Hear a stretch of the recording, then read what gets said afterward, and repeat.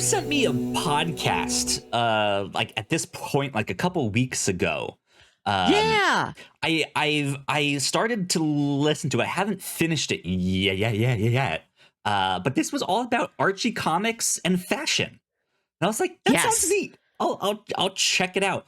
And I think I have like 20 minutes left. I don't have much, but it's a fascinating one. Did you listen to this? Yes, I did. Interesting. This is from Articles of Interest, which is like 99% invisible, but for fashion. Yeah. They did an amazing series on the history of preppy fashion called American Ivy. They just did a series called Gear about the intersection between military wear and outdoors clothes.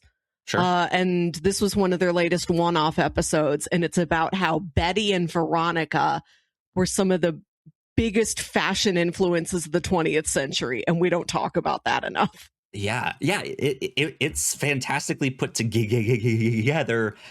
They present it in a way that just makes so much sense if you have any kind of knowledge about the comics industry of like, oh yeah, that was happening at this time. Yeah, that would make sense that this is, you know. Mm-hmm. So I enjoy it. Thank you for sending that my way. I appreciated it. You're welcome. Indeed. Welcome back to the Whatnauts podcast, a pop culture variety show all about the media we love and a whole lot more. My name is Kyle Springer, and I am joined, as always, by Melissa Wilkinson. Melissa, how are you? I'm good. I did another podcast yesterday. Oh, really? Yes. First time in a long time I've done a podcast that isn't this one. Right. Yeah. How was that? What'd you do? Where'd you go? I am part of a local meetup group, like St. Louis Weekly Film Meetup or something like that. I don't have to remember the whole name. And a few of those folks are trying to start a corresponding podcast called STL Film Talk. It's just a few episodes in, but I joined them for an episode drafting movies with St. Louis connections. That's awesome. Which, you know, I had to do no research for this. I think all of this came off the dome. You're like, I'm ready. Cracks knuckles, walks in, no research. That's good. That's fun. Shout out to them. That's always good. I hadn't done an in-person podcast record in a long time. It was a nice change of pace. Oh, yeah. In person, too. That's fun. That's cool. Good stuff. Is that something you enjoy when it's just like every now and then, like, I'm going to go do another podcast? Have you liked that experience? I have very few opportunities to do it because I'm not an online person. Sure. And I have no other friends that do podcasts. So I wish I had more opportunities to do it. I'm just not out there networking on Blue Sky or whatever platform you're supposed to be on nowadays. I can't keep up with platforms. I'm very old. Right, yeah. But if you hear about me, email me, yourhostmelissa@gmail.com. If you have a rare Melissa sighting, then let us know, because that would be fun to hear. I enjoy the experience, but I'm always hesitant to do it because it's out of my comfort zone. I've built like my own comfort zone here at the Whatnauts. You run your show. Yeah, I run the show. I kind of know what's happening. I know you. Right? I like, we have a rapport, whereas if I'm on someone else's show, it just feels like even if I like their show or I like them or I follow them online or something, I just feel out of my comfort zone of like, who am I? I don't know.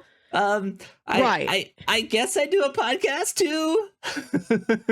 I'm much better in an in-person situation. I know when to speak up. I know how much social space to take up in real life. If you throw me into like a Discord or a group chat or even a big Zoom call, I'm like, when is it me? When do I get to talk? If I can look somebody in the eye and get the in-person social cues, I'm much more active. Yeah, I'm with you. I'm real sheepish online. Melissa, I promised you that this episode I would talk about something that I have been waiting to do for a while now. I went to go see the Harlem Globetrotters. Melissa, Wonderful. A return. The return of the Harlem Globetrotters. I've told the story a few times on the podcast. We've mentioned it a few times. But the short version is, when I was young, my parents took me to go see the Harlem Globetrotters. And it's we sat real close to the court, if not court side.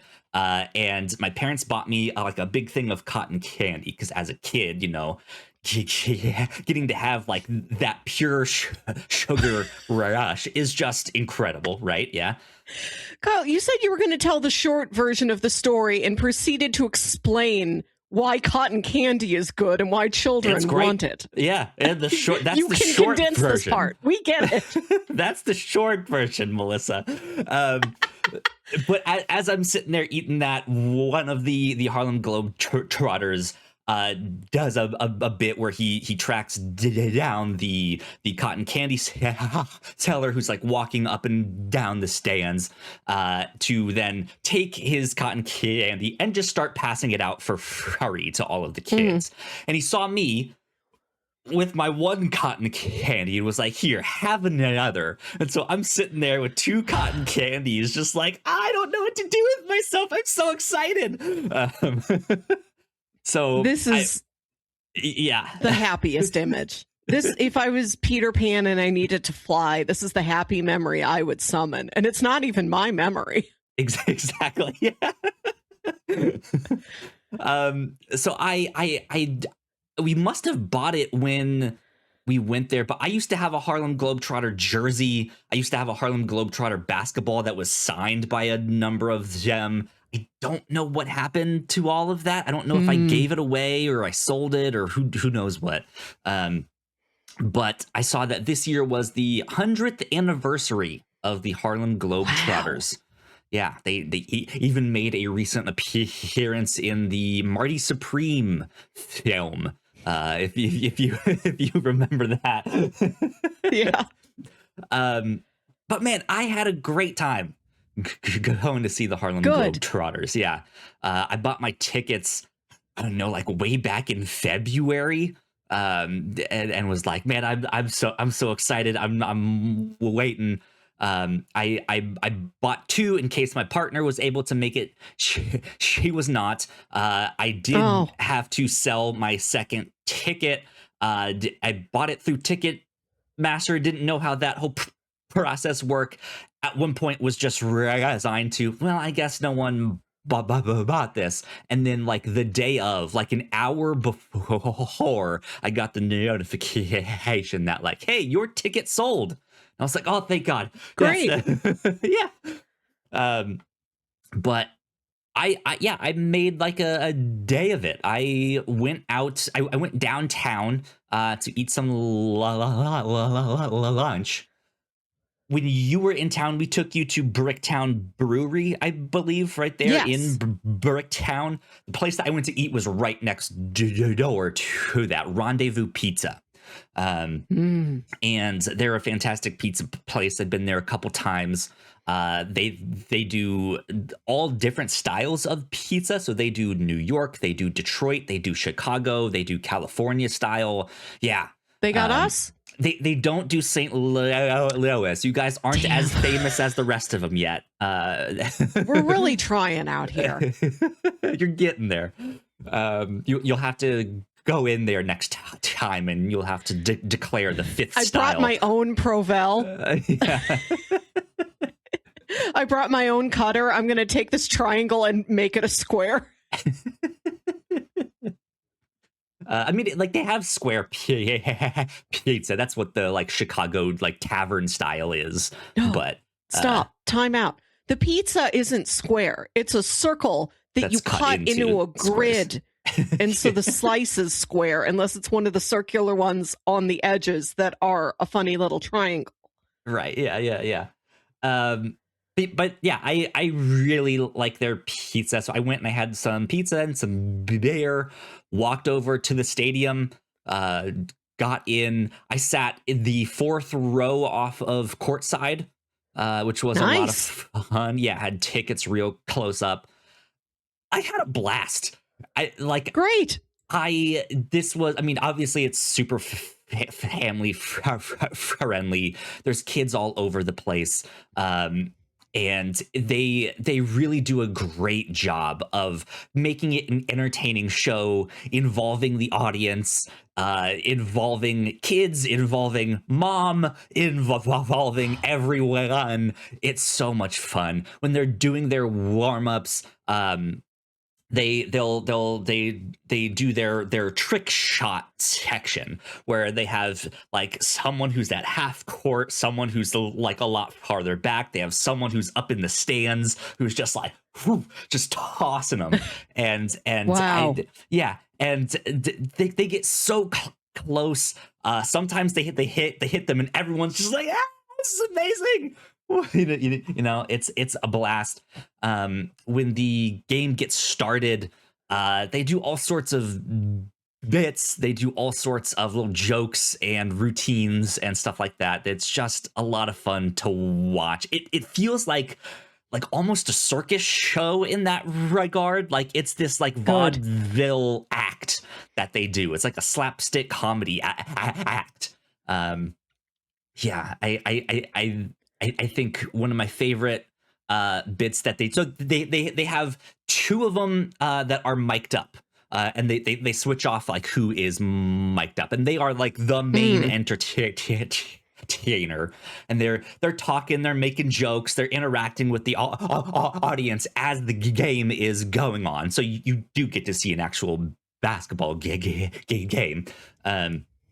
But yeah, they're talking to people, they're pointing out people in the audience. There was one guy who came in and he started calling him Lil John because he had like these big. He was like, man, I hope that was not planned, that like you had him in there, because that was great. If it's like you just saw him, was like, hey, you look like Lil John. What's that? Yeah, and he does stuff like that.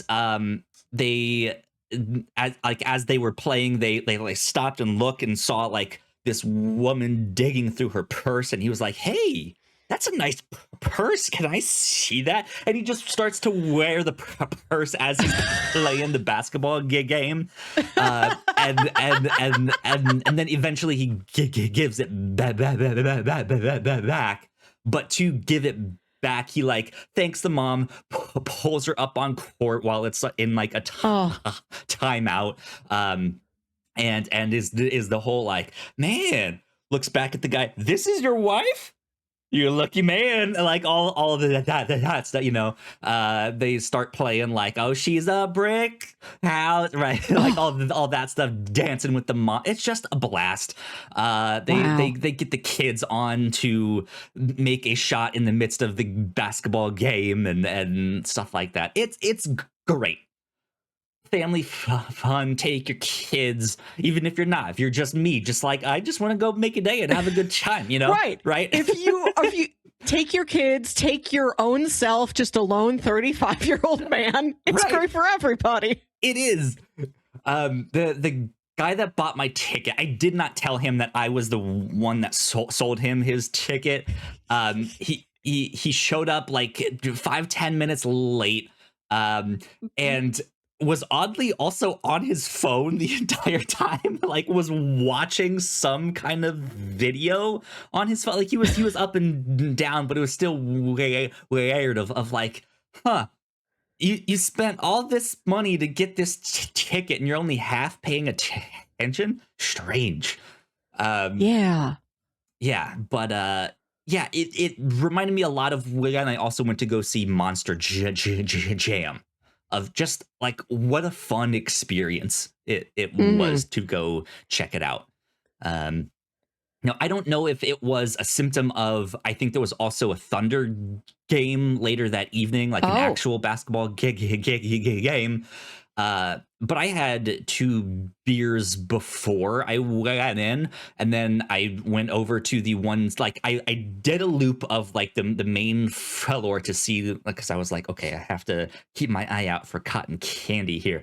But I found one stand that the only thing they sold was beer. So it was also the shortest line. So I was like, I'll go to that one because that's all that I'm looking for right now. And I, at halftime, went up and went back to that one place. Again, almost no line. But when I got back there, they were like, hey, we're closed. So like, huh? Like that makes no, it's only halftime. And I don't know if that was a symptom of like, hey, we need time to like restock for the basketball game after, or if this was like hey, this is a family friendly event and like we wanted you to have some alcohol, but like get home safe, right? Like I don't who knows, but I just thought that was strange that it was like I can't get alcohol. Come on, man. But cotton candy has changed, Melissa. What do you mean? Right? You sounded so concerned. What do you mean? It's evolving. It's changing. Yeah, it's so when I think of cotton candy, I think of maybe more so what you would expect at the fair or at a carnival, where there's a stand and a guy with the little like long cone thing spinning it as it like wraps itself on the cone, right? That is like the platonic ideal of cotton candy here. They don't really sell that or the pre-made versions of that anymore, at least in stadiums. Or at least in this one, they have the like pre-packaged one, but it's also not on a big cone. It's like it's tub. It's tub or like condensed into like a sealable bag. And I couldn't really find it. I'm sure there was 1 or 2 stands that had it because I did see some people with it, but these were also at like, I'm sure at the places where it was like, okay, but we also sell hot dogs and nachos and sodas and chips, right? Like all of that stuff. So all of those lines were just absolutely packed. And it was kind of one of those things of like, well, do I want to stand in this line for half an hour and miss the third quarter of the game and like come back, you know? So I unfortunately, sadly, was not able to recreate my double cotton candy, because that was like my thing of like I need to get 2 cotton candies and just sit there and eat them myself. God, truly a lone man, 2 cotton candies. Asking the dad who was sitting next to me, hey, can you take a picture of me with these 2 cotton candies? Oh, well, did not get to, but I had a blast. It was a fantastic time. Yeah. Great to hear. Weather was great as I got to walk from the restaurant downtown. Just good experience. That's nice. It. Harlem Globetrotters. So there's Harlem Globetrotters persist. There's this new trend of banana ball in the Savannah Bananas. When do you think... should every sport have a comedy version of it? I think yes. I think because is Monster Jam funny? You said it was fun. Is it funny? Are there bits? I wouldn't say funny. It's more of a spectacle of let's do an actual Hanna-Barbera Wacky Races live. Let's take motorsport and cartoonify it. I want to see some real speed racer shenanigans. I want to see oil slicks. I want to see some sort of Inspector Gadget robot arm. Yeah. Oh boy, real life banana peels? Are you kidding me? Right. Yeah. I think this is next. This is the next trend in the world of sport is exclusively comedy sports. Get ready for silly soccer, funny football. Yeah. Hockey hullabaloo. Because, Monster Jam was more the spectacle of like, watch this big truck do a backflip. Like, how cool is that? Yes. You know? Truck stunts. Yeah, and they did different like events. Like they did some races around. They did some like tricks. Here's different drivers doing their different little like freestyle event thing, but not funny in the same way that the Harlem Globetrotters is. Could be funnier. Get in some joke writers. Get whoever wrote on like the Golden Globes. Get a writer's room. Yeah. They have to do the old it was a Buster Keaton bit where he's like laying down the track on he's like standing on the front of the car. This is what we need. Buster Keaton live. I know he's dead, but I want somebody in front of me. Now in theaters, Buster Keaton dead. Tour around the arenas of the country where you would put the Monster Jams and the Harlem Globetrotters. We're going to do old silent comedy stunts. Buster Keaton live. We're going to have a guy do the Harold Lloyd thing where he hangs off of the clock. The house is going to fall on somebody. Halftime is there's a Charlie Chaplin out there doing the little potato dance. Right. Yeah. I'd love that. Good stuff. What sports would work well with that? I feel like soccer would lend itself really well to that. You could have a Shaolin soccer. Right. Yeah. That would be fantastic. I know for Formula One they'll do the like drivers parade for each track. Yes. And last year, one of the most like some of the most fun that you see these drivers having is during the drivers parade when they do some like wacky or stupid thing, like here's cars made entirely out of Legos. Now that was great. Just parade around, you Formula One race car drivers. Don't make this an actual race. Don't bump into each other. And of course, the first thing they do is like, oh, he's passing me? No,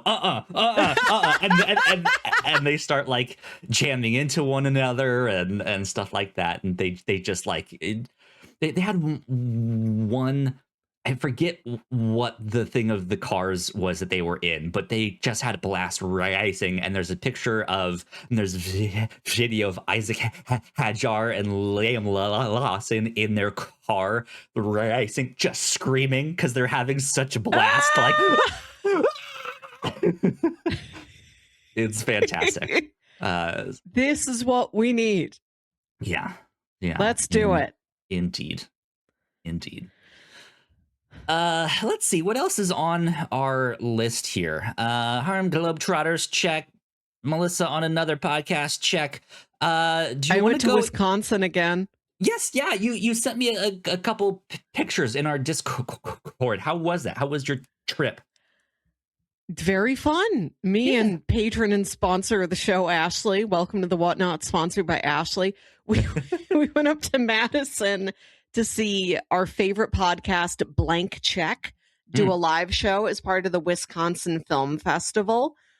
They showed Babe, Pig in the City, which I'd never seen in a theater, which is amazing. Have you seen that movie in recent memory? In recent memory, no. I have seen it, but it's been decades at this point. And it is still a cultural touchstone, or that franchise is, because whenever I see that actor, I never remember his name, and I'm always just like, hey, James it's Babe Cromwell. Dude. Yeah, it's Babe Dude. Babe Pig in the City is it's a deeply strange movie. It's so beautiful. And watching this in a sold out crowd, there were shots that were so beautiful, we all laughed at the absurdity of how incredibly lit and framed this shot of an orangutan is. Amazing. And then so they show the movie, and then we're all sitting through the credits, excitedly talking to each other, because after the movie, then like the podcast comes out and does a live and show. It says, and I'm like, this is a one-of-one experience on Earth. Nobody has ever sat through the entire end credits of Babe Pig in the City in a theater, excitedly chattering with each other. This has never happened before. This is new. Yeah, that's good. That's fun. I've yet to do be like among my people. live podcast thing to go see a podcast that I do live. That's on my checklist of things to go do. I do it a lot. I've got tickets to go see Comedy Bang Bang again, like next month. Yeah, good stuff. Yeah. Please continue. Madison's wonderful. We did the farmers market. We did a lot of the repeats from the last time I went to Madison less than a year ago. Beautiful city, full of more to do. Ate a lot of really good vegan food. Had an incredible vegan donut. We went to House on the Rock again. Whales still big. Good. Love to have a road trip. Good stuff. Good stuff. Well, let's take a quick break for some housekeeping. And when we come back, we will jump right into our cinema corner because you already mentioned Babe Pig in the City. So we'll be right back with all of that. We've been making podcasts and exploring the universe for the past decades here at the Whatnauts, but to keep doing that, we need your help. If you've enjoyed this show, please consider supporting us by going to our website, thewhatnauts.com, and signing up for a free 7-day trial of our Patreon, or gifting a subscription to someone you think may enjoy our shows. A subscription gets you access to episodes early and over 40 hours of exclusive content, including the most recent episodes of our Patreon first podcast, The Pilots Club. If you don't want another subscription, no problem. There's even an option to buy the Pilots Club collection as a one-time purchase, which gets you access to the newest episodes of the Pilots Club as we record them without the monthly subscription. Once again, that's thewhatnauts.com to sign up for a free 7-day trial. But one of the most important ways to support us is simply leaving a nice rating and review on your podcasting app of choice. It seriously helps us out a ton. Lastly, go subscribe to our YouTube channel for video versions of the podcast, and for any other updates, follow us on Blue Sky at thewhatnauts.com and at Threads, The Whatnauts Official. Thank you so much for your support. All right, we are back. Once again, a big shout out to all of our Patreon supporters. We love you a lot. It means a ton. Thank you so much. And as always, a big shout out to Ashley. Thank you for taking Melissa all the way back up to Madison, or being the DJ in the car. I don't know what your role was there, but thank you. Ashley did most of the driving. She let me pick out podcasts and then still listen to my podcast while I fell asleep. She did put on some music. Good friend, right? Yeah. I listened to the thing even though you were asleep. Now we can talk I've about made it. a lot of people do that on road trips. Sorry to my mom, who's also had to listen to like all fantasy everything while I took a nap. Amazing. Let's see. Over on the Pilots Club, we released our episode on Shogun. So go check out that. That's a great one. I'm still waiting on season 2 for that show. I don't think we've heard an update on that in a while. They're working on it. It's a massive production. It is. And then over on, or I guess that was the free version, but on the Pilots Club that you get right now, if you are a patron at the $3 tier and above, we have our episode on Pluribus, which is a fantastic one. Have you gone back yet to check out any more of that show, Melissa? No, I'm light on time. No matter, every time somebody asks me if I've seen something, presume I haven't. I always watch far, far less than anybody believes me to be capable of. Very true. But I was hoping this would have like kickstarted to be like, yeah, I've gone to see episode 2. I've gone to see it. I guess not. Yeah. Visit it. Right. Yeah. My weekly visit. And last but not least here on Housekeeping, we have determined what the next thing that we will be reviewing down the road here on the show. And it is a comic book. It's a little graphic novel called Supergirl, Woman of Tomorrow. We're going to be doing that, I guess, right before the movie comes out, a couple weeks before, I believe. But yeah, we thought like, hey, we just had Superman Day literally yesterday. As of recording this, April 18th was Superman Day. But I think this is Supergirl's year. So we were like, let's read the graphic novel that the movie will be based off of. So we will be covering that May 17th, lightly on the not lightly is not the right word, but that's like tentatively when we've scheduled it in for. We'll get to it. We will talk further. Yeah, Supergirl will be discussed. So yeah, be on the lookout for that down the road. That is it for housekeeping. So let's jump back into our cinema corners. All right. Melissa, I'll toss this back to you. You already mentioned Babe Pig in the City.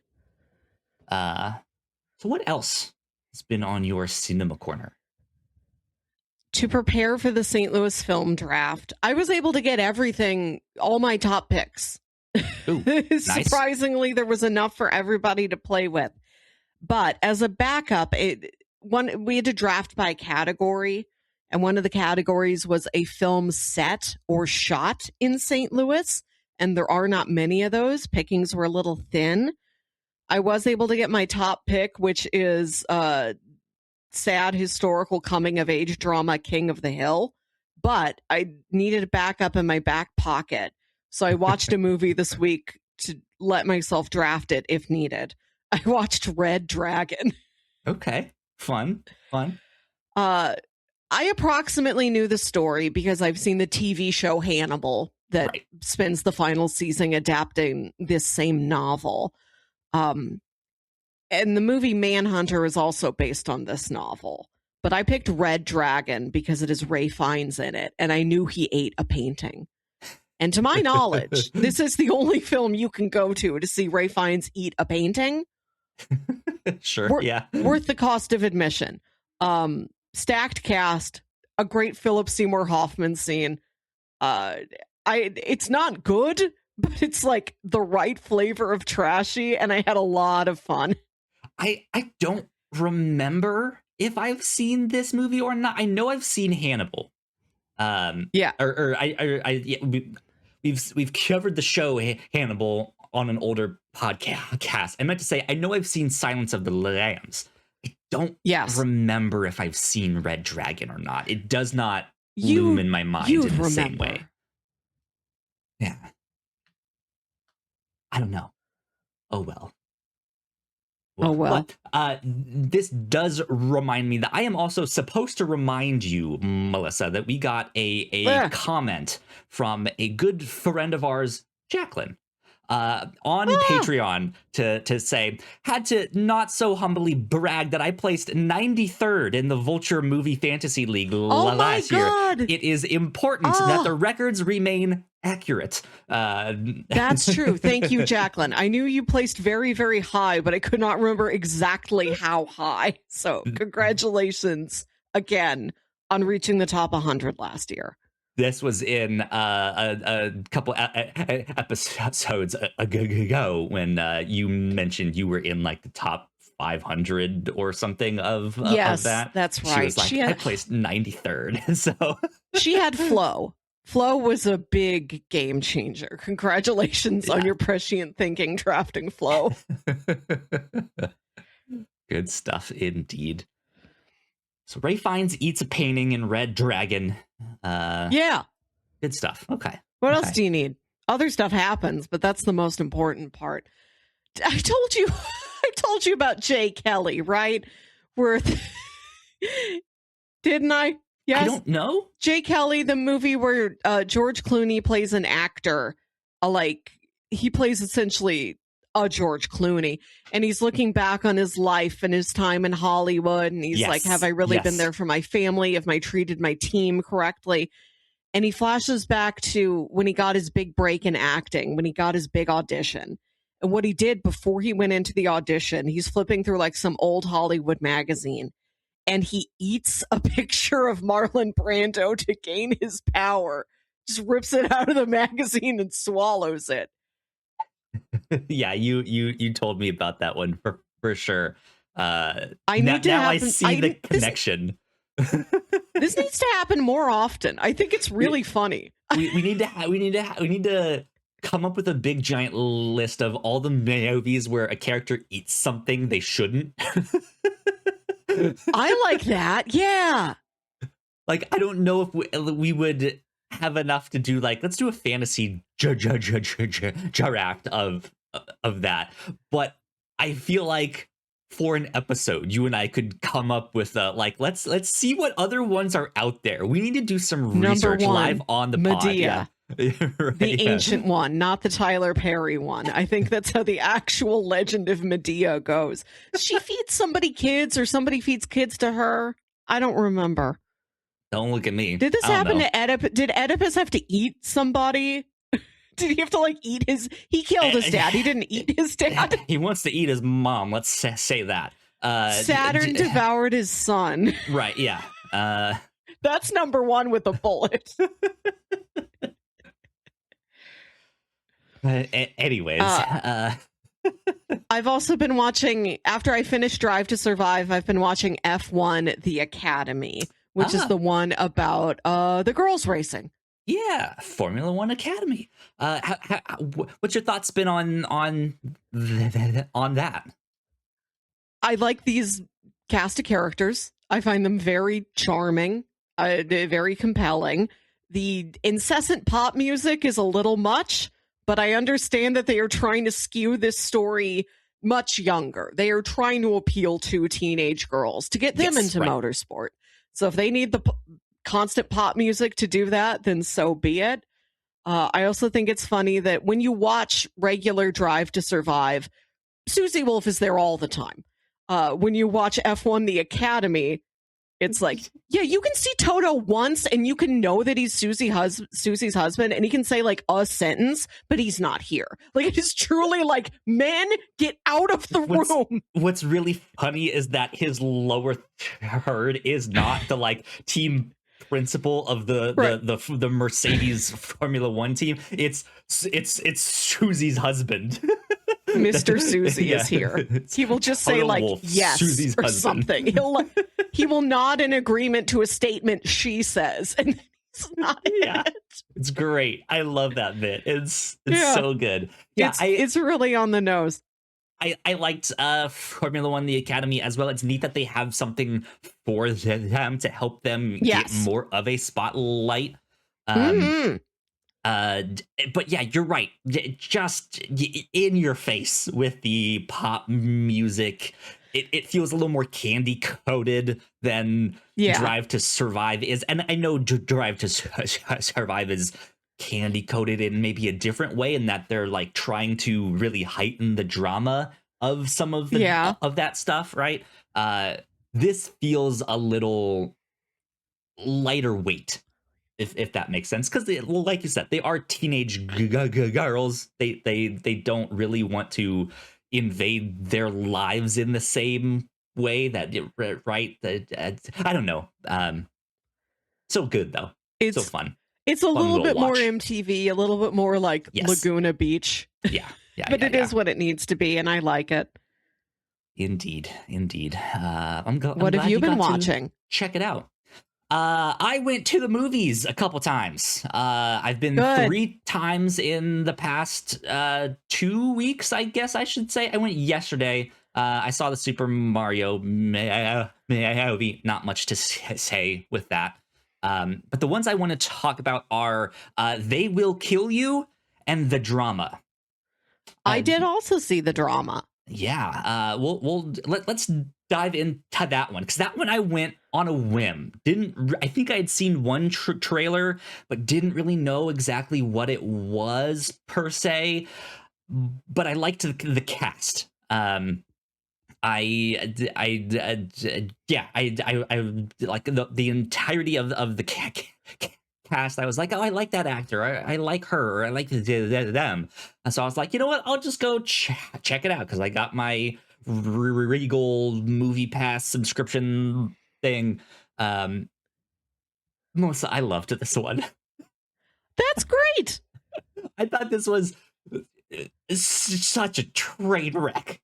Oh my god, this is not for everyone because it is just not at all hard to watch. It is so awkward in the way that an Uncut Gems is like tense and like edge of your seat, like, oh my god, what's gonna happen?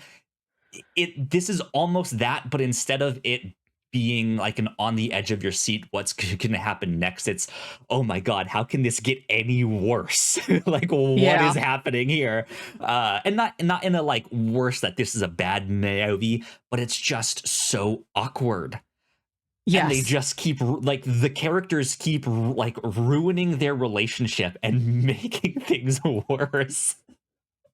And it's like by the end it ends up being really sweet, but oh my god, it's just like it's a real ride to get there. Yeah, it really is. Yeah, but I loved this. That's good. It's a heavier topic than what you might expect. I think the trailer leads you to believe like it's gonna be sort of a rom-com, but the twist is that the fiance, the soon-to-be wife, reveals something about herself that within the last week of the like pre-wedding ceremony just derails everything.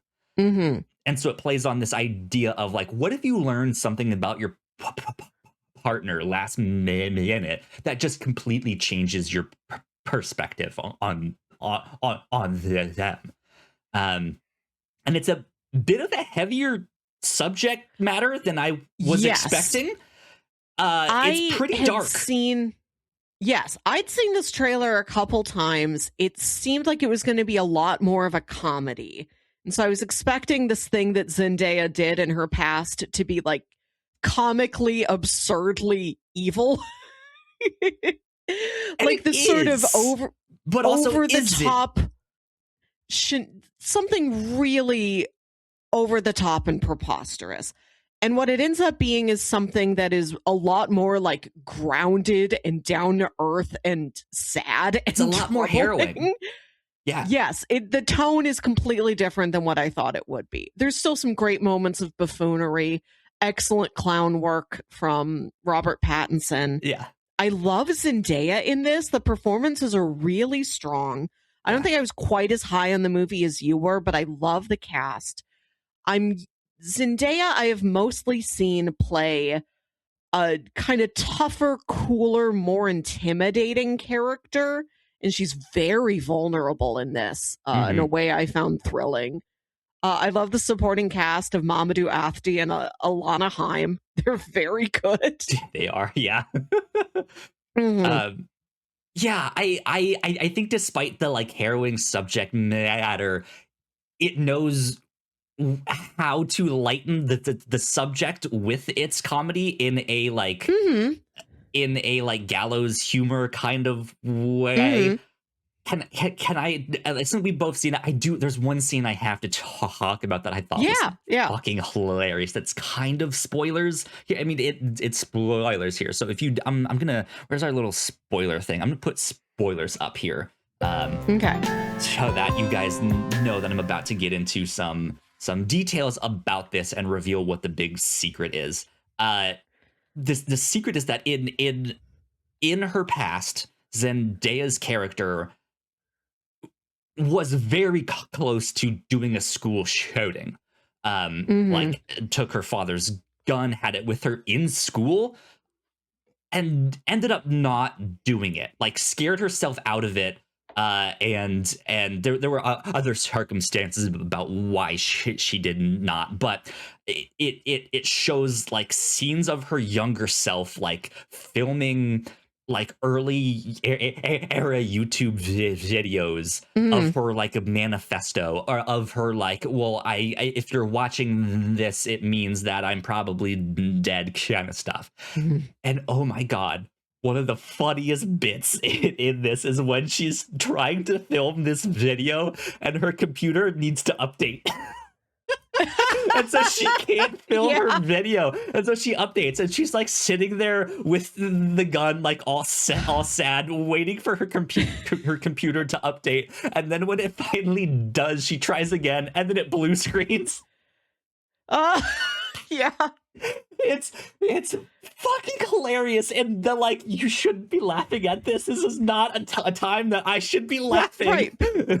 You imagine this must have happened at some point in history, but it just never comes up, that some terrible person doing a terrible crime has like written a manifesto in Microsoft Word, and Clippy is there. Like, Clippy happened to them, but Clippy is not part of the larger story that the public knows. Oh my god, yeah. No, it's one of the funniest bits in that.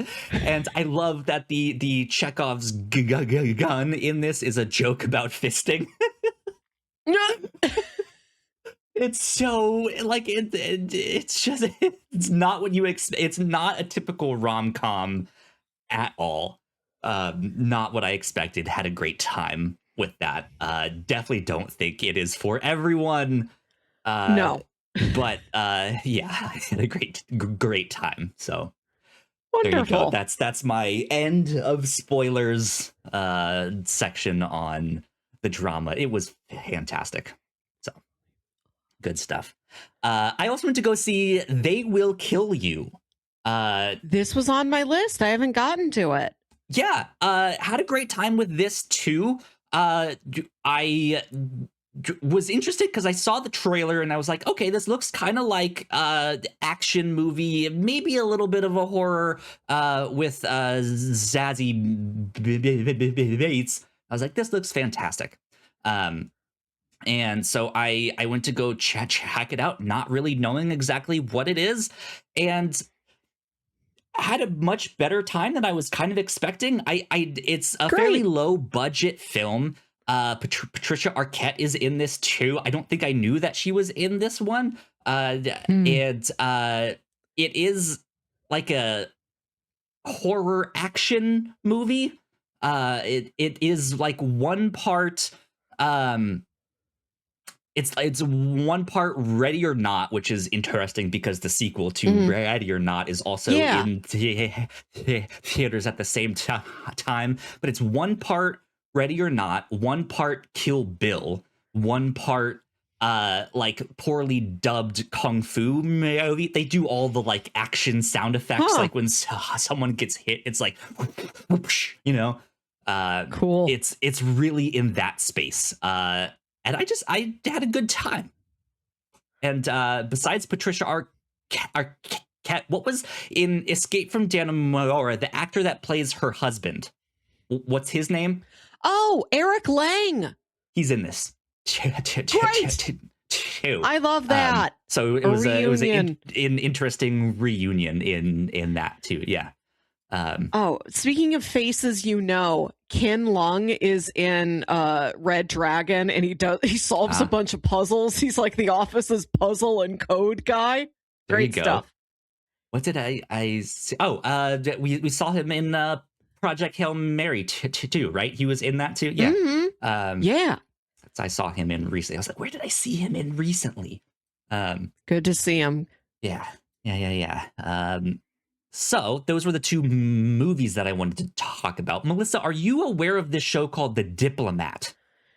I am. I've seen Carrie Russell win an award for this, and I clapped and was happy because she feels like a dear friend after we spent all of that time with The Americans. Exactly.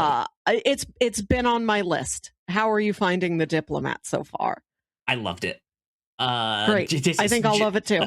A really freaking good show. It's just incredible mile a minute.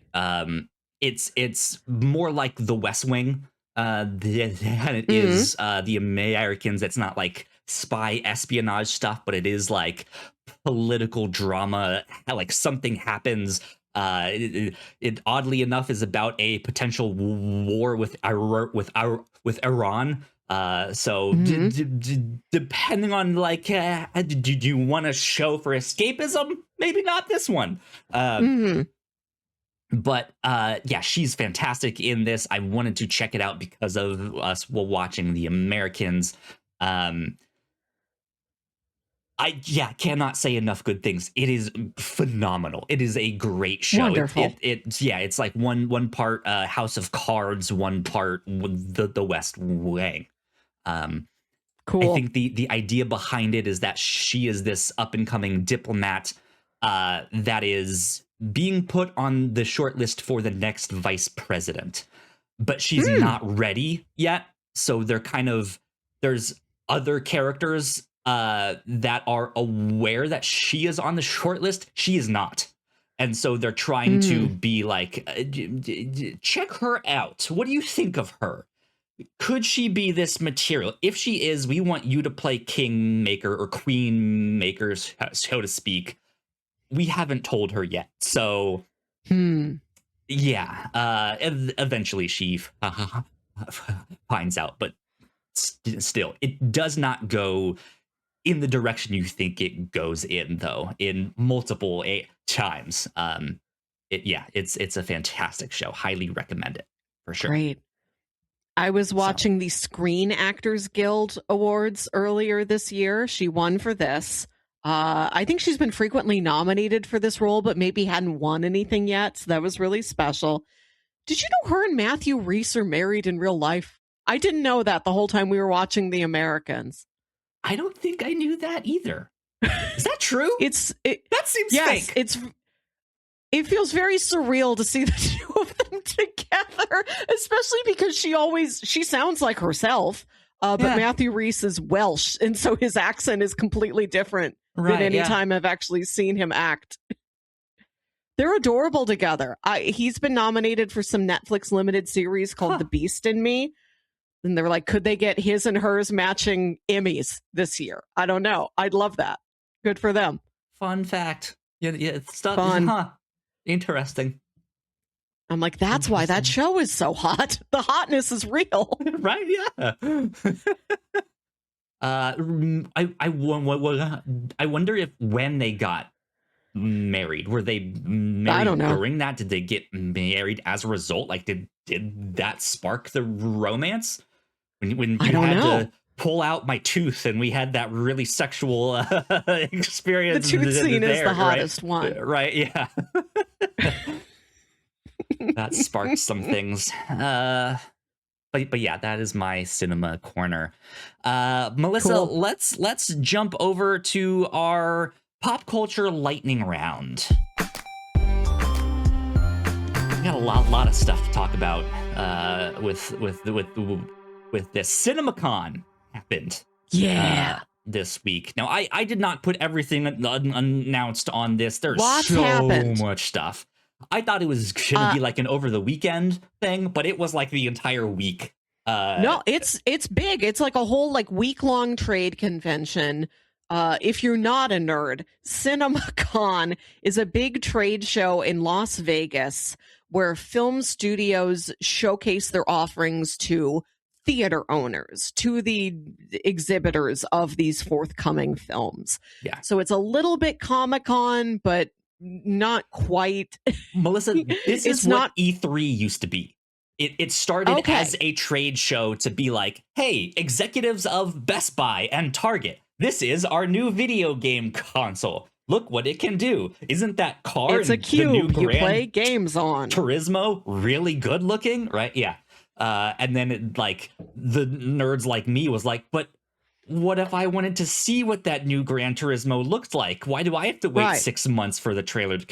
Why can't you just release your trailer here and I will watch it? And then it grew more into that. And I think CinemaCon is maybe starting to take over that era of its thing. Because over the past couple years, I'm always like, oh fuck yeah, CinemaCon! I didn't know it was happening or what news. Weekend it was happening, but when it happens, it feels more and more like they're dropping the trailers all at once. Like this is starting to be like the fans like we're paying attention now. Okay, right. I don't think it's available to the public. I think you do have to have like an industry or media pass to get in. So you and I can't go. Dang it. Well, and a lot of the that's things not necessarily true. We can use our podcast as stuff like, hey, we are of the media. And I know people who've done stuff like that to to get into But like early access to films, to get into like all kinds of stuff like that. But those people have successful podcasts with more Not listeners necessarily. than 3. I know people who have had small podcasts and can still get those credentials, or can get like media badges at cons and stuff like that. That's great. That's great that you believe in us. I'd love us to be there someday, but all we gotta do is sign up. We're just hooligans pawing at the fence outside. You have to stand on my shoulders and peek in and see if you can glimpse Tom Cruise. We'll have an extra tall trench coat. Anyways, and a lot of the trailers that were released aren't public yet. Some of them are, but I've heard descriptions of the Doomsday trailer. Have not been able to see the Doomsday trailer yet. Right, have not been able to see the trailer for Digger. Did that get on your radar? You didn't write it down. I did not. I know he was out there with a shovel. Shovel. Yeah. Do you know the plot of Digger? A handful of stuff. I think you've told it to me once before. We know more now. So Tom Cruise plays this industrialist who's like one of the most powerful men in the world. And one of his like drilling operations indirectly is going to cause this major world disaster. And he's like, well, if I did this, I'm going to fix it. So it's like regular Tom Cruise. I'm the only person who can do this, but in sort of a blowhard, buffoon, out of shape, older businessman sort of way. Okay. And he's a lot of dealings with the president of the United States, played by John Goodman. Good. Who has I've never seen play the president before, except for one episode of The West Wing where the regular president can't do it. And he has to and it files on so down to the Speaker of the House. This movie is a spin-off of an offshoot of The West Wing, in which it's a West Wing AU. So the president's daughter gets kidnapped, and like by like some foreign faction, and he's like, I have literal like skin and blood in the game. Like, I am not thinking clearly. I have a conflict of interest. I have to take myself out of this. And there's no vice president because the vice president was just like had some scandal and got kicked out or whatever. And they're like, it falls to the Speaker of the House. And up comes John Goodman to be president for like a special 2-part episode of The West Wing. But other than that, why is this guy not always playing the president? I thought you were still describing Digger. No, that's The West Wing. That happened to Jed Bartlett. I was like, and so how does Tom Cruise solve this situation with his shovel? No, that was The West Wing. They kidnapped first daughter Elizabeth Moss. Okay. Oddly similar to The Diplomat. Interesting. Yeah. The Doomsday trailer. Did you follow all of the updates about what it is said to contain? I saw some stuff online, like when it was happening. So I read some of the descriptions. I saw some of the stuff that Chris Evans and blanking on his name, Thor. His name, Chris Hemsworth. Chris Hemsworth. Yeah, I was halfway there with Chris. What they were saying about it. I know that Captain America picks up Mjolnir once again. Cool. Yeah, I know the Fantastic Four meet some more of the Avengers. I know Shang-Chi fights. Who did they say he fights? It was Gambit. Gambit. Yeah. Nice. I look forward to that. A Shang-Chi Gambit fight. Interesting. Cool. Yeah. So much energy flying around. So much stuff in the air. I love a stuff in the air fight. Robert Downey Jr. supposedly doing some wild accent to play Dr. Doom. I look forward to it. Apparently there's no somebody is doing something to take all of the water out of the basin of the ocean. So like where wet guy lives isn't wet anymore. Where wet guy lives. Wet guy. I completely blanked. Namor. Where Namor lives, the underwater kingdom of Talakanil, is not wet. It's not underwater because somebody just like shoved the water somewhere else, like it's 10 Commandments. I look forward to seeing that. Interesting. Yeah. Interestingly enough, one of my critiques of that city was it was too dark to see anything of what was happening in that it is city. Dark underwater. I mean, yeah, but it's also the movies. Like, come on, like you can like it's we're in a superhero universe and there's an underwater civilization. You can't lighten it up so I can see a little bit of what it looks like. So I guess they were like, okay, let's part the ocean, and so everyone can see. Pretty cool. There you go, Kyle. Since you asked for it.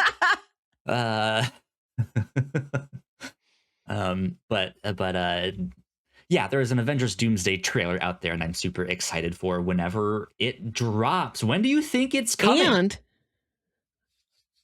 And well, we know they are still holding to the December 18th release date. So we are going to have Doomsday, a prolific weekend at the theater, not seen in years. I look forward to it.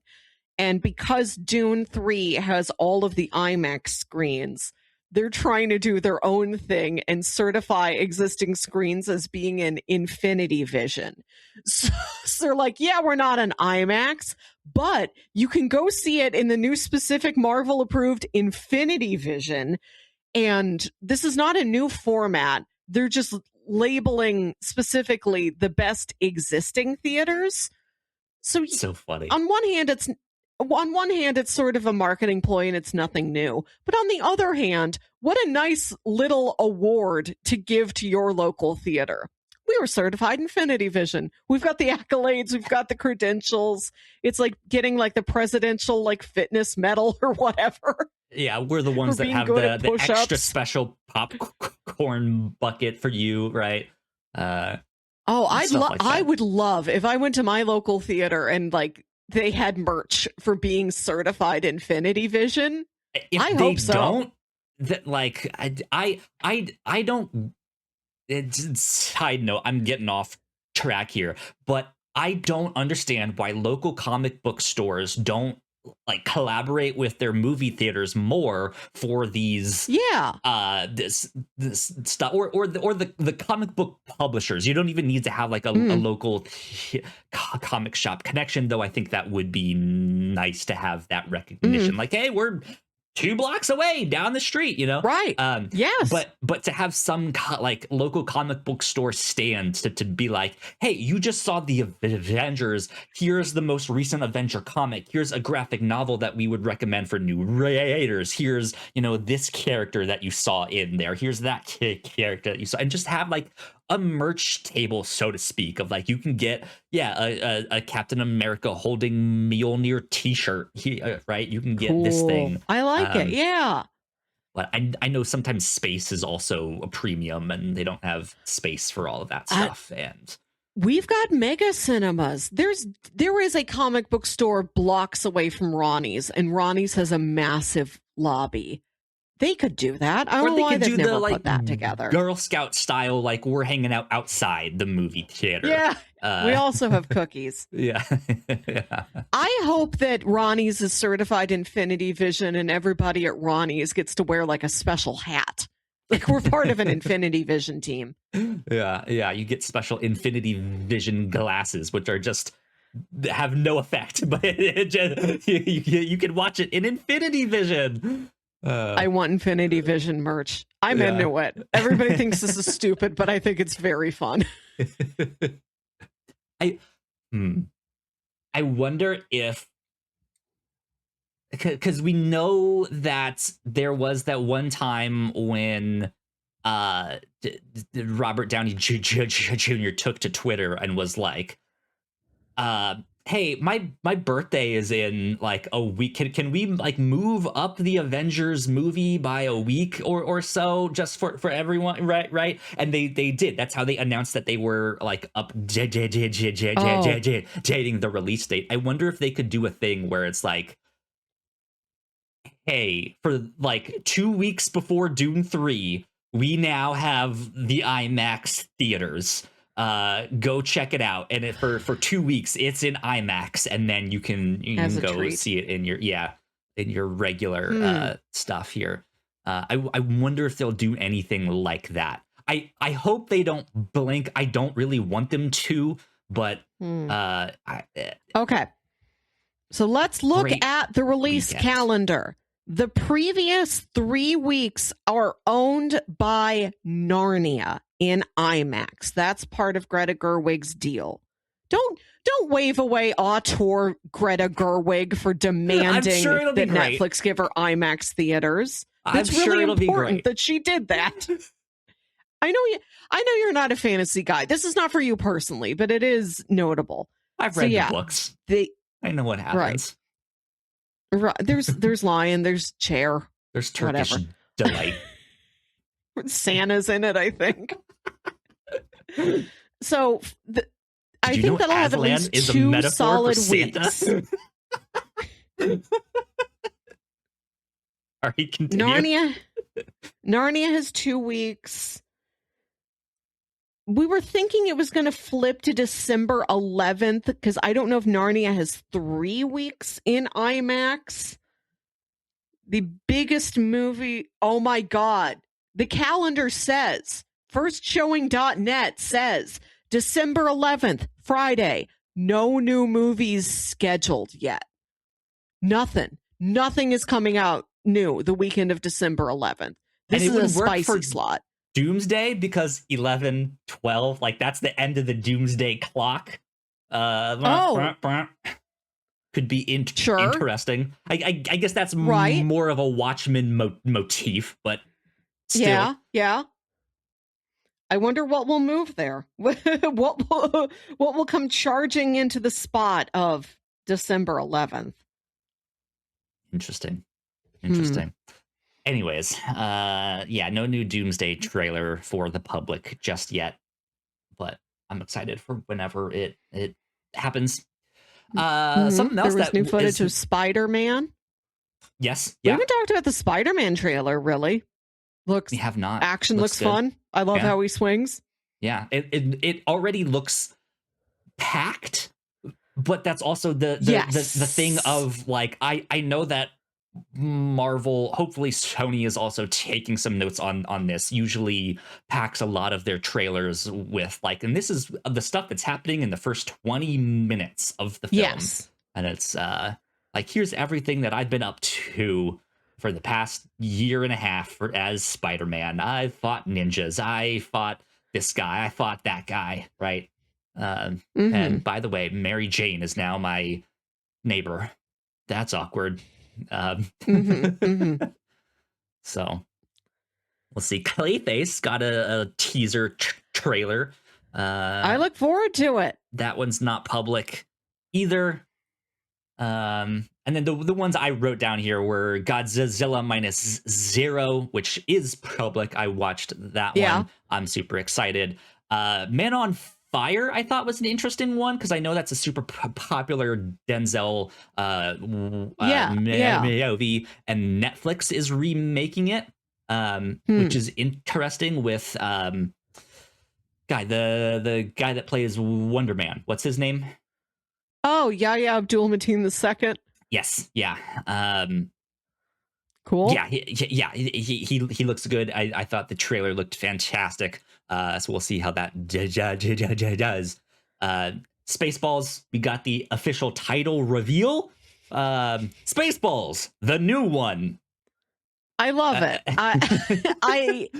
I love that this movie is in the position to really dig in at our current era of just endless sequels and franchising and universing, and like we've all become acclimated to this type of movie making that did not exist at all when Spaceballs first came out. And I love it just sort of running and jumping headfirst and cannonballing into the pool. It's so wild to me because, like, Spaceballs, of course, joked about their own sequel in the Spaceballs movie. But what you were getting at, to me, in my mind, is like, but we did have a whole era of movies that kind of almost did what Spaceballs did, but what was the like, but we're making fun of not a specific movie, but like the genre of movie. We had Scary Movie. We had like all of these things. Vampires that did suck. Meet the Spartans. We all of these things that just took the like, and we're gonna take the action genre and we're gonna be a spoof on the genre. So it's gonna be Easter eggs to all of these other franchises and all of that stuff. But we're just making fun of it. And Spaceballs is that and is not that. But it completely missed like the rise and fall of that era. Yeah. And we're almost like we're starting to see that, because I think a new Scary Movie is coming. But Spaceballs almost just kind of leap around that and is now like getting in on the like second wave of that, which is really interesting. So right. We'll see what happens. And then we got confirmation that Top Gun 3 is also in the works. So I'll be there. I look forward to it. So talking about returning to DC briefly, I heard that the Supergirl promo seemed a little shaky. I am worried that if we read this great Tom King graphic novel in advance of Supergirl, we may be setting ourselves up for disappointment. Do you want to read it after Supergirl comes out? I mean, we certainly can. I think the graphic novel is pretty good. I know a lot of people like it. I've read it once before. The artwork is spectacular. I don't know. I because that's the thing, is I'm interested in knowing what else Supergirl is pulling on. Is it just this book, or is there other things that it's... I know this is kind of the main one. Like, this is the one we're taking our main inspiration from. But I know that they're probably going to be pulling from a few other sources. And so I'm super excited to see that. And so I don't think, at least in terms of, like, plot, I think we'll get the gist of what's happening. I mean, I think the trailer gives you the gist of what's happening in the plot. So I don't think reading this book is gonna ruin that per se. No, and like that's not the sort of thing I'm worried about. Like, and I'm a pretty gentle moviegoer. I come at it with open arms. There's many things that I like much more than most other people. But I'm like, if people are saying this doesn't look that great, and I read the graphic novel, and the graphic novel's great, is that going to enhance the feeling of sitting there in the movie feeling a little underwhelmed? Maybe if we save the graphic novel for afterwards, it will allow us to, or at least you've read it before, I think, and let me come at Supergirl with a little more of an open arm, open mind, open heart. And then I get to save Tom King for afterwards as a treat. Yeah, I mean, that is certainly a way to look at it. But then also you get the reverse of, even if you did go into this with more open arms and just kind of thought the movie was okay, maybe you wouldn't be as interested in reading the graphic novel then. Of like, oh, now I have to go back into think it this would go the other similar way. story. I don't know. To me, it's kind of the same thing either way. You're maybe disappointed by one or the other, or by none. You never know. I don't think I'll be disappointed in the graphic novel. I hope I'm not disappointed in the movie. It seems like enough fun, and I've had my times. I don't need very much more from superhero movies. They don't have to be very good anymore. It's just good to see them. Well, then I say we stick with it then. Because if you're like, superheroes movies are what they are, then you enjoy them on like a base level. Even the ones that aren't I as spectacular. I actively avoid being in the situation where I've read a book and then see the movie based on the book, and somebody else has read the book and seen the movie and they hate the movie and they come at me saying like, you also hate it because you read the book and the book is so much better, right? Like books are almost exclusively used as a weapon against movies nowadays. And I'm like, if I just don't read anything, I have no weapons in my hands. I don't know. Haven't read it yet. Can't say. Please don't force me into yelling at something with you. I don't think anyone has forced you into a yelling match about that stuff. Not a yelling match, but like, join me, sister, and being angry at the movie. And I'm like, I'm going to crawl away. I've jumped out the window of the Alamo Draft House. Goodbye. Good stuff. Now, the one that I did not put in our CinemaCon thing here was the Street Fighter trailer. This was another one that got released at the same time as all of this CinemaCon stuff. But you put this in here. Yeah. Melissa, you have been oddly fascinated by Street Fighter, and I love that.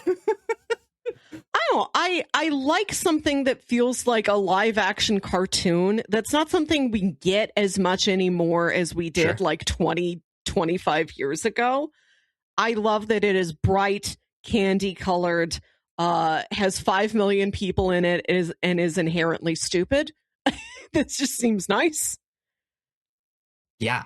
When we did our Rotten Tomatoes movie predictions, I'm like, yeah, I think this will be like a B. I gave it like an 85, and you gave it like a 35, and I'm like, yeah, I don't. Am I going to come out being right? Probably not, but I think it will be closer to me than to you. Did you actually watch this trailer? I did. Yes. Yeah. I will say the trailer is better than I expected. But I don't think this movie is going to be good. Like you said, there's so many people in this that to give any kind of screen time for these characters, they're just going to be so flimsy. It looks like they are focusing on the like Ryu and Kent, right? Like their story and their friendship. I think that'll help the movie in general. But yeah, I don't expect anything from this movie in the slightest. I think the good thing that's going for it is that they kind of know it's campy and they're leaning in. Exactly.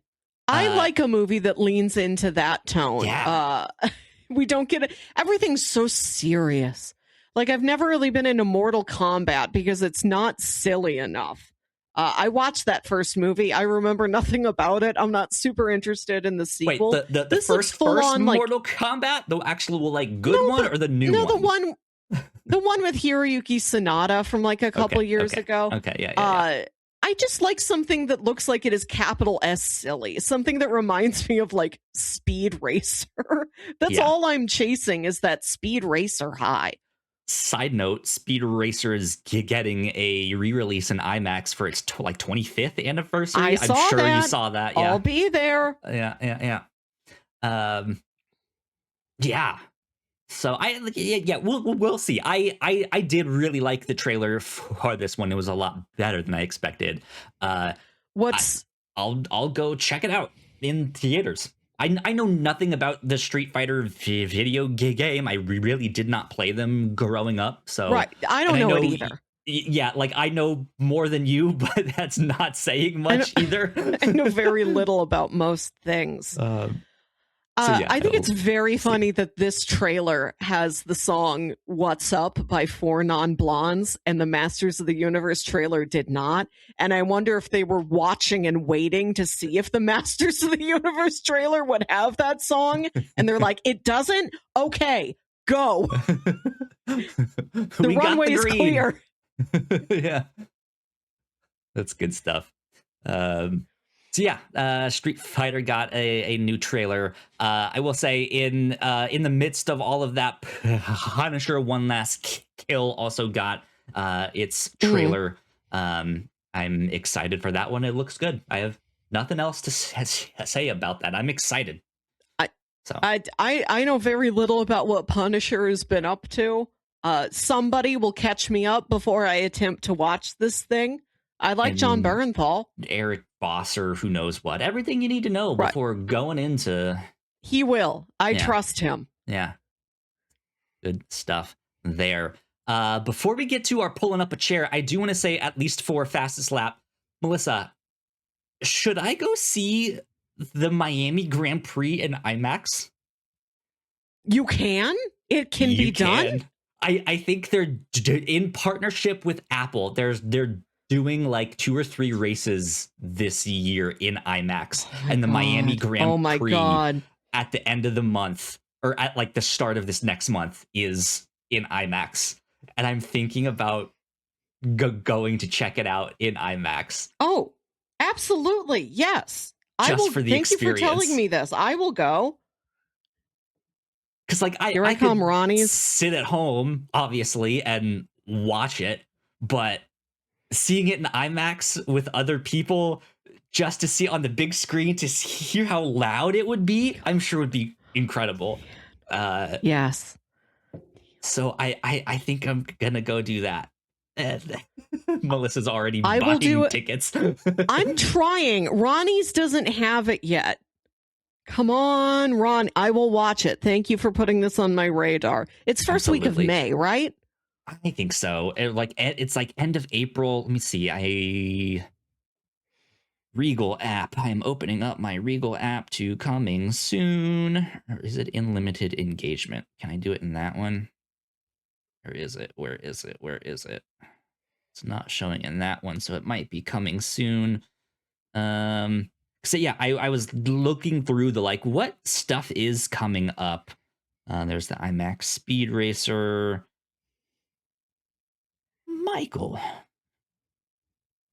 Re-release of 8 Mile. Okay, here we go. IMAX F1 on Apple TV live in IMAX. Yes, opening May 3rd. Okay, all right, I'll do that. Got my eyes on you, Ronnie's. Yep. And that's for the Miami. I don't know what other ones off the top of my head they're going to be doing it for. I would imagine Monaco, but I don't know. Did you hear about the Ocean's 11 prequel about Danny Ocean's parents, directed by and starring Bradley Cooper, also co-starring Margot Robbie?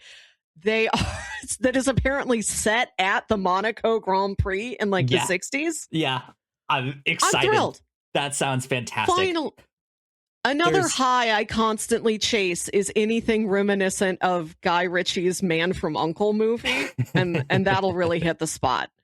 There's a level in the recent Hitman video games that takes place during a Formula One race, or like that kind of race. Wow. It might not be like actually Formula One. But something else that I've been thinking of, Melissa, I think you would really, I think for a Patreon exclusive thing, I've been thinking of more like Patreon exclusive one-off things that we can do. The recent Formula One video games, they do a thing where like every other year they have a story mode thing.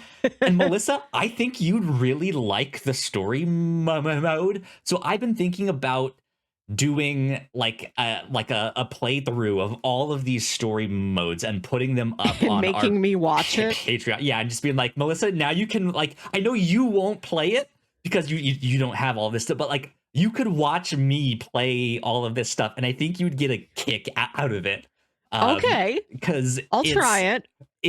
They are very much riffing on Drive to Survive in like the interview style stuff, but it is about like the drama between this like fake brand new racing team that has come to the grid and the hardships that this team is going through. And it's the like and you did the race. Here's a scenario: you're in 8th, you need to get at least up into 5th to beat your rival, so you can do the race that way. But then afterwards you need to talk to the press, and so you can pick your responses and stuff like that.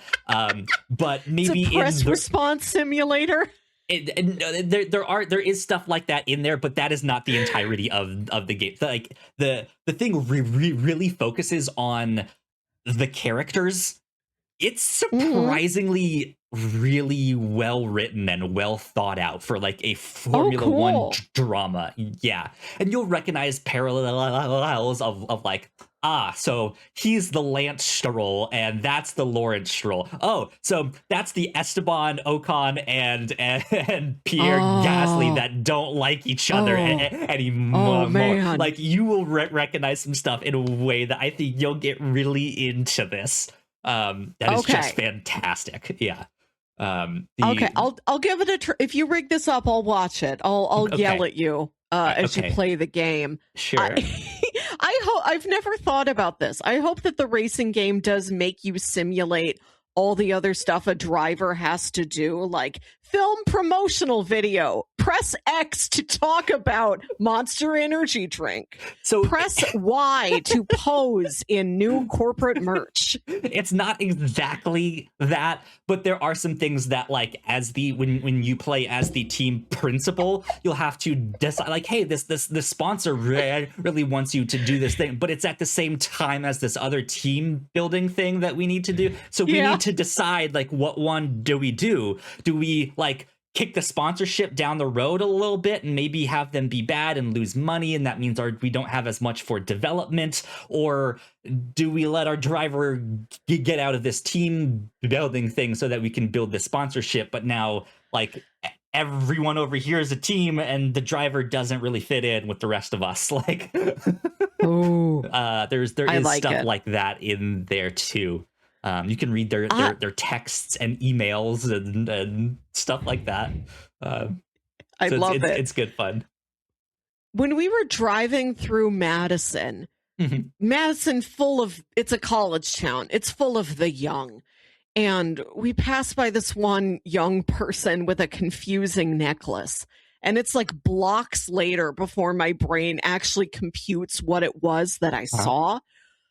This kid had taken those like perler beads, those like beads you melt together, perler for crafts. Beads. I don't think I'm familiar with those. Beads that you put down wax paper and you melt them and it forms a little like trivet or whatever. You know these. I have no idea what beads. That is. You go to a Comic-Con, everybody's made like 8-bit Mario out of the melt beads. Oh, okay. Yeah. Yes. Now I know what you mean. Melt beads. Some kid had taken the melt beads and made a giant Monster Energy drink logo in like the pride flag, just like a rainbow pride Monster Energy drink logo made out of melt beads that's the size of like a Flava Flav clock, just immense. Amazing. Across their chest. Amazing. I think that's what I saw. Good stuff. Cool. Well, that's all for our pop culture lightning round and our pseudo F1 stuff. Melissa, it is time for us to get into Pull Up a Chair.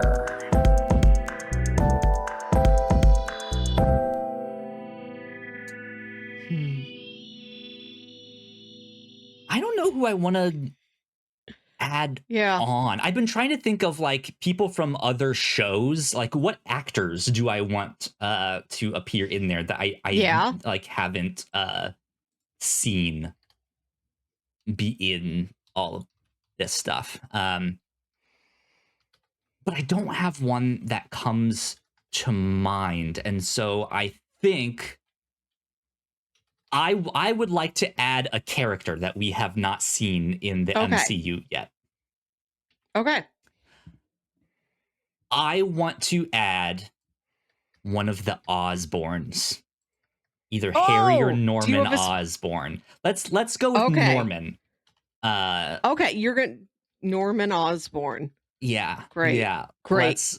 let's add him, because I think he would fit in with the like scientist side, or like big important CEO of tech company that a variant of a Doctor Doom might be in touch with or in league with somehow. So even just like a mention of in Osborn, I think would fit. Now, are we counting mentions or are we counting appearances? Well, I'm not saying any of these as a mention. I mean, how are we doing this? Like, are we? You first. I would love if at some point during these movies, we did not see him, but somebody mentioned Wayne Knight. I don't think we've discussed like what we're doing. Like, is there a point system for like any of these characters or stuff being in this? To like, some are worth more. Yes, I was is a mention worth a half a point, whereas like a cameo is worth a full point. I or think something like that. At this point, when we get to, so the points are across both Doomsday and Secret Wars. I can imagine that somebody may be mentioned in Doomsday and then fully appear in Secret Wars. I can easily see them doing that for one of the X-Men. We get points. Right. Okay, you will get a half point for a mention in Doomsday if they don't actually appear by Secret Wars. I feel like they're not, by that point, they're no longer like teasing things to appear later. It's like, it's here or it isn't here. Secret Wars is like the fire sale for Marvel characters. I don't think they're like giving sneaky little nods. Yeah, like there's a guy out there named Doctor Strange. It's going to be much like harder for us to continue this game after Doomsday comes out. Even though we probably could, like with the on like a smaller scale, but we would almost need to switch the game up to something else. Yes, we are going to check in for Doomsday, but no points are awarded. No winner is declared until Secret Wars. Right. Yeah. Okay. Yeah. So I think we're doing appearances only. Now, if somebody is mentioned in Doomsday, good for you. You wouldn't get a point for that anyway. We don't declare points until Secret Wars. Sure. Yeah. Okay. Well, points aren't tallied until Secret Wars, let's say, but like, yes, if the name Wayne Knight is literally mentioned, like, we know that America you would get wins. Right, yeah. But like, we know that would count towards at least half a point, because like, okay, he's been mentioned, so we know that's at least half. But then if in Secret Wars, he's not only mentioned, he now has a full-on cameo, that gets upgraded to a full point rather than a point and a half. Yes. Half point in stasis. Half point stuck in the ice like Captain America. My pick this week, the person I'm pulling up a chair for, is somebody who I've always felt like if you bring them out as part of the melange of characters in Battle World in Secret Wars, the real heads are going to give you a big pop. Now, normies, like our parents, aren't going to know who the heck this is, but you and I, we are going to be out there screaming for Beta Ray Bill. Yeah. Weird Horseman, Beta Ray Bill. Gotta love it. Yeah, absolutely would love Beta Ray Bill to appear here. would also be would be a great, like, if they're mimicking the scene from Endgame where Captain America calls for Mjolnir and it comes to him, except this time he calls for it and it goes past him, and this horse face character first appears on screen right there, and he's like, "Hi, my name is Bill." Be like, yeah. He's like, I know you're not familiar with me. Let me introduce myself. My name is William. My friends call me Bill.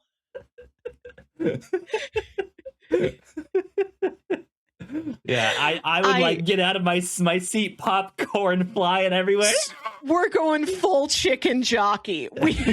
What's he called? What is he? What's his race? I don't even know off the top of my head. We're going Corbinite jockey. Yeah. Absolutely. That's a great one. Great. This is it. This is how they're gonna get us. Like, I hope there is nonsense like nonsense like this in the movies for the real heads and people like me who aren't, quote, the real heads, but just know a bunch of random Marvel comic characters and want to prove that I know them. Yeah. Or like, like the thing with Beta Ray Bill is, sure, if he's on screen or if he shows up, that would get a big pop. But even just the mention of the race, the Corbinites, like, right? He exists. We know he's out there. Right. This is like when Mobius referenced the existence of vampires in that one episode of Loki, and we're like, proof of Blade. Blade is here. Yeah. Good stuff indeed. Well, that about wraps us up for all of that. Let's wrap this show up. Let's do it right here. Melissa, where can the people find you on the internet? You can email me at yourhostmelissa@gmail.com and listen to my upcoming episode of STL Film Talk. There you go. Indeed. You guys can find me at Yo Kyle Springer. And if you would like to stay up to date with all of the stuff that we do here at the Whatnauts, we are at the Whatnauts Official on Threads and at thewhatnauts.com on Blue Sky. So please go like, share, and subscribe. You guys know the deal with all of that. If you are watching this over on YouTube, go check out some more of our videos right over there on that side of the screen. That would also help us out a ton. But yeah, this has been number 9 of the Whatnauts podcast. We will see you all next time. Bye. Bye.